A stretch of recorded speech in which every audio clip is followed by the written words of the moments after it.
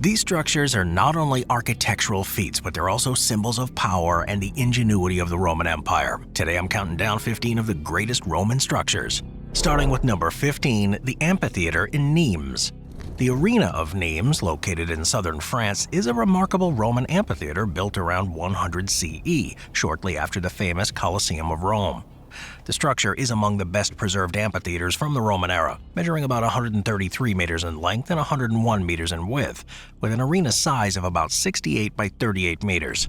The facade stands over 21 meters high and features 2 stories of 60 arcades, and it could originally hold about 24,000 people. This made it one of the 20 largest Roman amphitheaters of the 400 that are known to have existed. In Roman times, the Arena of Nemes hosted gladiator battles and animal hunts. However, with the rise of Christianity, these events ceased, and the amphitheater was repurposed as a fortress and later a walled town. By the 19th century, restoration efforts began, removing houses that had been built inside the arena.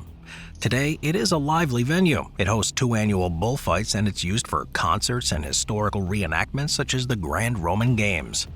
The arena's history is filled with fascinating episodes. During the Renaissance, King Francis I aimed to restore its ancient appearance, clearing buildings from its first-floor gallery. By the mid-18th century, 150 houses still occupied the arena, and those were demolished starting in 1786. And by the mid-19th century, architect Henri Revoil completed its restoration. Since 1853, the arena has been a venue for various public festivities and events. Number 14, Diocletian's Palace. Diocletian's Palace in Croatia is a fascinating blend of history and architecture. It was built at the end of the 3rd century AD for the Roman Emperor Diocletian. This ancient structure forms about half of Split's old town today. While it is called a palace, the term doesn't really quite capture its scale. It's more like a massive fortress. It's located on a peninsula 6 kilometers west of Salona, the former capital of Dalmatia and Diocletian's birthplace. The construction materials were sourced locally, primarily from white limestone and high-quality marble, and decorative materials including Egyptian granite and marble were imported, enhancing its appearance. One unique feature of the palace is its collection of 3,500-year-old granite sphinxes from Egypt, originally brought in by Diocletian. Today, only 3 remain. One stands on the peristyle, another a headless sphinx in front of Jupiter's temple, and a third resides in a city museum. The palace's layout is an irregular rectangle with 16 projecting towers and 4 corner towers, reminiscent of Roman legionary forts. Of the original towers, 3 corner ones still stand and fragments of the others remain. The lower parts of the facade are solid and unbroken, while the upper sections feature large arches. The subterranean portions have barrel-vaulted stonework, and those architectural features contribute to the palace's preservation, making it a standout example of Roman architecture. Number 13, Roman Baths. The Roman baths in Somerset, England are among some of the best preserved ancient thermae. Built between 60 and 70 AD during the early years of Roman Britain, they spurred the growth of the settlement known as aqueducts. The baths also served as a public bathing facility until the end of the Roman rule in the 5th century. By the time of the Anglo-Saxon Chronicle, they were already in ruins. Throughout the Middle Ages, the site underwent multiple redevelopments. The water that feeds the Roman baths originate from the Mendip Hills. Rainwater percolates through the limestone aquifers, reaching depths of up to 4,300 meters, and geothermal energy heats this water to temperatures between 69 and 96 degrees Celsius. Under pressure, the hot water ascends through fissures in the limestone, eventually bubbling up into the baths. This natural geothermal process is akin to enhanced geothermal systems used today. The water rises at a rate of about 1 million liters per day from the Penicuik Fault.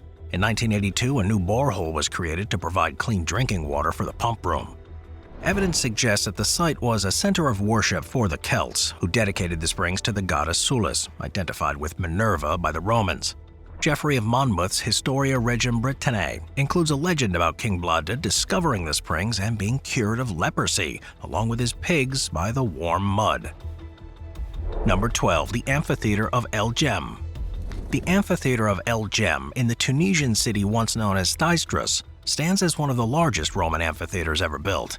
Depending on the measurements, it's considered to be the 3rd largest following the Coliseum in Rome and the now destroyed amphitheater in Capua. Designed to hold an impressive 35,000 people, it's the largest and best preserved Roman amphitheater in Africa. It was listed as a UNESCO World Heritage Site in 1979, and it's hard to miss if you visit the town. Despite its prominence, though, the story of its construction and some common misconceptions about it are not widely known. Historians generally agree that the amphitheater's construction began in 238 AD, a chaotic year for the Roman Empire known as the Year of the Six Emperors. During this year, 6 different individuals claimed the title of emperor. Locally, 238 AD was marked by upheaval. The people revolted against high taxes imposed by Emperor Maximinus. The revolt escalated into riots, resulting in the assassination of a procurator. Following the uprising, Gordian I and his son Gordian II were briefly declared co-emperors. Their short rule, lasting only about 20 days, was enough to initiate the construction of the Grand Amphitheater. In modern times, though, the size and uniqueness of the Elgem Amphitheater have led some to some interesting misconceptions. Many believe the Oscar-winning film Gladiator was filmed there, but it was actually shot using a replica of the Coliseum built in Malta. Similarly, there's a belief that Monty Python's Life of Brian was filmed at Elgem. While Monty Python did film in Tunisia, they used the Roman theater in Carthage near Tunis for their scenes. Number 11. Pont du Gard. The Pont du Gard is an impressive Roman aqueduct bridge built in the 1st century AD to transport water over 50 kilometers to the Roman colony of Nemesis, now known as Nemes. Located near Pont du Gard in southern France, this ancient structure spans the Gardon River. It is recognized as one of the best preserved Roman aqueduct bridges, and it was designated a UNESCO World Heritage Site in 1985. Constructed from Shelly limestone, it features 3 tiers of arches and stands almost 49 meters high. In its prime, it carried approximately 40,000 cubic meters of water daily, supplying Nemes fountains, baths, and homes. The aqueduct's precise gradient, 1 centimeter every 182 meters, ensured a steady flow of water. It remained functional until 6th century, but a lack of maintenance led to clogging and the eventual cessation of water flow. Significant damage happened in the 17th century when Henri, Duke of Rohan, altered the 2nd row of arches to transport artillery during the conflicts between French royalists and Huguenots.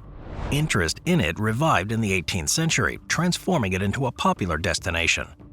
Renovations have happened from the 18th to the 21st centuries, including a major one in 2000 when a new visitor center was opened. Today, it stands as one of France's most visited attractions, drawing literary and artistic admirers. Number 10. The Theater of Asphodels.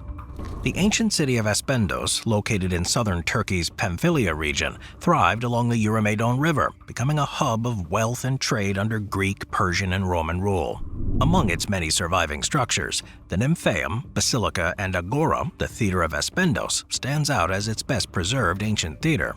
Constructed during the reign of Roman Emperor Marcus Aurelius from 160 to 180 AD, the theater's design is attributed to Zenon, son of Theodorus, a local architect funded by wealthy brothers. Now, despite its Roman-era origins, the theater retains significant Greek architectural features, such as its spectator tribune being carved into the eastern slope of the Acropolis. The stage, rear wall, and flanking towers were built using a system of stone arches and vaults. The theater's dimensions are impressive. It spans 95 meters in width. The stage is half that width, and the orchestra's diameter is half the stage width. The spectator tribune is divided by a horizontal walkway called the diazoma, with 20 rows of seats below and 21 above. The theater could accommodate between 7,300 and 7,600 people comfortably, and possibly up to 8,500 if the stairs were used as additional seating. It's known for its exceptional acoustics. The theater's preservation is owed to Asphodels' continuous habitation through Byzantine and the Seljuk periods. The Seljuks used the theater as a caravanserai and restored it in the 13th century. In 1909, British archaeologist David George Hogarth marveled at the theater, stating, "This is not like anything I ever saw before. You may have seen amphitheaters in Italy, France, Dalmatia, and Africa, temples in Egypt and Greece, the palaces in Crete. You may be sated with antiquity or scornful of it, but you have not seen the Theater of Asphodels. I guess the Romans, it would seem, just did it better." Number 9. Baalbek. Baalbek, located in Lebanon, east of the Litani River, is a city with an incredibly rich history. It's situated about 67 kilometers northeast of Beirut. It's the capital of the Baalbek Hermel Governorate. As of 1998, it had a population of around 82,000, predominantly Shia Muslims, with Sunni Muslims and Christians also making up part of that community. Now, its history stretches back at least 11,000 years, encompassing prehistoric, Canaanite, Hellenistic, and the Roman eras. After Alexander the Great conquered the city in 334 BC, he renamed it Heliopolis, meaning the Sun City. It flourished under Roman rule and transformed during Christianization and the Arab conquest in the 7th century. However, it faced setbacks from Mongol invasions and earthquakes, leading to its decline during the Ottoman period. Today, though, it's a small city that attracts tourists despite challenges from Lebanon's conflicts, including the Civil War from 1975 to 1990 and the ongoing Syrian Civil War. UNESCO highlighted Balck as a prime example of Imperial Roman architecture at its peak, when the site was inscribed as a World Heritage Site. Emperor Wilhelm II of Germany visited Balck in 1898, noting the contrast between the grandeur of Roman ruins and the drab condition of the modern settlement. Recent excavations have uncovered significant discoveries. Under the Roman flagstones in the Great Court, archaeologists found skeletons and Persian pottery from the 6th to 4th centuries BCE. Cleaning operations at the Temple of Jupiter revealed a trench dating back to the Neolithic period. And in 2014, a team from the German Archaeological Institute discovered what might be the world's largest ancient block, weighing an estimated 1,600 tons. The Balck Temple complex, constructed from local stone, has suffered from earthquakes, iconoclasm, and the reuse of its stones for other buildings. Nearby at the Kubat Duri Shrine incorporates granite columns from the Balck, but despite such challenges, the site does remain an example of ancient engineering and the enduring legacy of its creators. Number 8. The Library of Celsus. The Library of Celsus, located in Ephesus, Turkey, stands as an impressive ruin from the Greco-Roman world. It was built between 114 and 117 AD. This library was the third largest in the Classical era and once housed over 12,000 scrolls. Commissioned by Tiberius Julius Aquila to honor his father, Tiberius Julius Celsus Ptolemaeus, the library is a marvel of Roman architecture, known for its grand facade and intricate design. Despite the grandeur, though, the library's contents were lost in 262 AD due to either a Gothic attack or an earthquake. Historical accounts vary. However, the structure was repaired and continued to be used in the 4th century. The architectural style of the library became characteristic of buildings constructed during Emperor Hadrian's reign. While none of the architecture of the Library of Alexandria survives, we know it was a hub of learning founded by Demetrius of Phaleron, a student of Aristotle. The Library of Alexandria aimed to collect all the world's knowledge, and it held works of prominent figures like Aristotle and the playwright Euripides. In contrast, little is known about the specific contents and administration of the Library of Celsus. Like other Roman libraries, it likely had separate Greek and Latin sections. Public libraries in ancient Rome, inspired by places like Pergamum, served as storehouses for books and venues for public readings. Most educated Romans preferred private libraries, but public ones were important for community access to knowledge. The Library of Celsus likely had a statue of Celsus himself. Unlike the Library of Alexandria, which functioned more like a modern university, the Library of Celsus was a public place where people could find and read books. Moving on to number 7, the Pula Arena. The Pula Arena, a Roman amphitheater in Pula, Croatia, stands out among the approximately 230 surviving Roman amphitheaters. It's often noted as the only remaining with 4 side towers and all 3 Roman architectural orders fully preserved. In comparison, the famed Coliseum in Rome has lost 2/3 of its original structure over time. The Pula Arena was built in the 1st century AD. It's also known as the Arena due to the sand that covered its inner space in Roman times. The city, then known as Pietas Julia, was a regional hub of Roman authority. It's often suggested that Emperor Vespasian, who commissioned the Coliseum, oversaw construction of the Pula Arena, partly due to the discovery of a coin from his reign. However, the arena's history may stretch back to Emperor Augustus, with stone construction starting under Claudius and completing under Titus. Like other Roman amphitheaters, the Pula Arena hosted gladiatorial combats until the 5th century AD, when Emperor Honorius banned them. Despite this, battles between convicts continued until the late 7th century AD. Legend has it that a Christian named Germanus was martyred here. In the Middle Ages, the arena was used for nightly tournaments and large regional fairs. One of the major events held here is the Pula Film Festival, which started in 1954 as the Festival of Yugoslav Film. After a brief hiatus in 1991, it was relaunched in 1992 as the Croatian Film Awards Festival, now known as the Pula Film Festival. The arena also hosts live musical performances by renowned artists like Luciano Pavarotti, Jose Carreras, and, of course, Sting. Though these performances differ from the ancient gladiatorial combats, of course, they do continue the arena's original purpose of entertaining crowds. Number 6. The Forum of Trajan. Trajan's Forum, the last of the imperial fora built in ancient Rome, stands as an example of the empire's grandeur. Overseen by the architect Apollodorus of Damascus, the Forum was funded by the spoils from Trajan's conquest of Dacia, which ended in 106 AD. Building this Forum required massive excavations, resulting in over 300,000 cubic meters of soil and rock being relocated outside the city. This ambitious task possibly began under Emperor Domitian, but the credit for the Forum's design goes to Apollodorus of Damascus, who also joined Trajan in the Dacian campaign.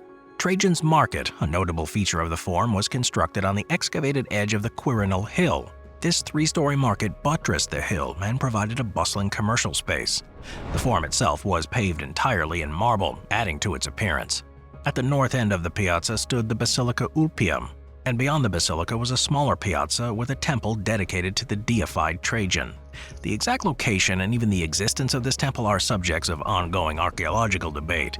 Flanking Trajan's column, which stands at 38 meters, were two libraries housing Latin and Greek documents. These libraries contained important state archives, including the acts of the emperors and the edicts of the praetors. Fun fact, Trajan's column is famous not only for its height, but also for the spiral bas-relief that winds up the column, depicting Trajan's victory in the Dacian Wars over 150 scenes. This intricate artwork offers a detailed look at Roman military practices, and it's considered one of the most comprehensive visual records of any ancient campaign. Number 5. The Pantheon. The Pantheon, originally a Roman temple and now a Catholic church in Rome, Italy, stands as a marvel of ancient architecture.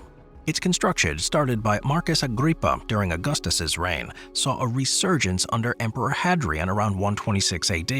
With its iconic round plan and Corinthian columned portico, the Pantheon has the world's largest unreinforced concrete dome, still standing tall after nearly 2,000 years. This architectural wonder has remained remarkably intact throughout history, evolving from a pagan temple to a Christian church dedicated to Saint Mary and the Martyrs since the 7th century. The square in front, known as the Piazza della Rotonda, hosts millions of visitors annually, making the Pantheon one of Italy's most visited sites. The Pantheon's unique circular design, blending temple porticos with a massive dome ceiling, set a standard for classical architecture, inspiring countless imitations. Marcus Agrippa's ambitious building program, which included the Pantheon along with other structures like the Basilica of Neptune, marked a significant achievement of ancient Rome. Over the centuries, the Pantheon has witnessed notable burials, becoming a revered site for artists, composers, and architects, from Raphael to Angelo Corelli. Many luminaries found their final resting place within its hallowed halls. However, the Pantheon's history also includes moments of controversy. Pope Urban VIII famously ordered the melting down of its bronze ceiling for military purposes, sparking satire and criticism. Despite this, though, the Pantheon continued to hold significance, serving as the burial site for Italian monarchs until the monarchy's abolition in 1946. Today, the Pantheon remains an active Catholic church, hosting masses and occasional weddings, reminding visitors of its enduring spiritual and architectural legacy. Fun fact, the Pantheon's bronze ceiling, controversially repurposed by Pope Urban VIII, found ways into various military and artistic endeavors, including the fortification of Castel Sant'Angelo and the creation of Bernini's famous baldachin at St. Peter's Basilica. Number 4. The Theater of Orange. The Roman Theater of Orange, nestled in the heart of France, stands as an example of ancient entertainment and architectural brilliance. Was constructed in the 1st century AD, this magnificent amphitheater served as a hub for Roman culture, offering a diverse array of entertainment to its citizens. Now, what sets the Theater of Orange apart is its exceptional preservation. Despite the passage of centuries, this grand structure remains remarkably intact, a living relic of the Roman era. One of the most striking features here is its imposing exterior facade, stretching over 100 meters long and towering at 37 meters high. Originally, it was adorned with colorful marble mosaics and statues. It provided a stunning backdrop for the spectacles unfolding within. The stage itself, measuring 61 meters in length and backed by a towering 37-meter-high wall, was designed to project sound to the large audience. Throughout its long history, the theater has undergone periods of decline and restoration, from being closed by official decree in the 4th century to serving as a defensive post and refuge during religious wars. In the 19th century, efforts to restore the theater to its former glory gained momentum, culminating in the inaugural Roman Festival in 1869. This festival celebrated the theater's rich heritage and marked the beginning of its transformation into a venue for grand performances. Today, the theater continues to enchant visitors as both a historical site and a cultural hub. Managed by Culture Spaces, it hosts an opera festival drawing music lovers and history enthusiasts alike, and visitors wander through its ancient corridors and seating tiers, guided by audio tours, and are transported back in time to an era of entertainment.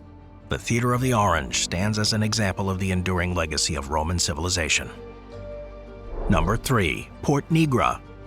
Standing as an example of ancient Roman engineering, the Porta Negra, or Black Gate, dominates the skyline of Trier, Germany. Constructed from gray sandstone circa 200 AD, this imposing structure is a relic of the once mighty Roman Empire's northern frontier. Originally designed with two towering four-story towers and a courtyard between its gate openings, the Porta Negra's construction mysteriously halted before its completion.